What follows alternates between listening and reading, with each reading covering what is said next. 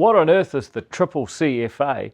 Well, technically it's the Credit Contracts Consumer Financing Act, but more importantly it's that law that said people would have to declare how much dog food they were buying before they could get a credit card or a mortgage. How did this all happen? Well, you have to go back a wee way to the end of 2021. The then Labor government put in place a bunch of regulations around affordability, saying that before anyone could loan you any money, they basically had to check that you could afford it.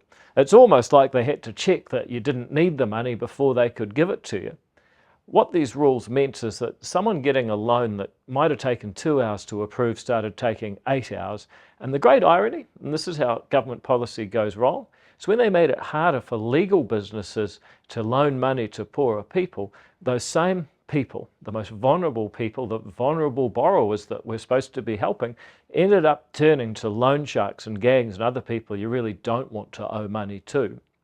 That's why I'm really proud to be part of a government that is taking away the affordability rules, making it easier for legitimate banks and other lenders to only loan money to people that can afford it. Because you see, you don't actually need a rule against loaning money to people that can't afford to pay it back. If you know anything about banking and money lending, you don't want to loan to people who can't afford to pay you back. That's pretty obvious, but sadly not to the previous government.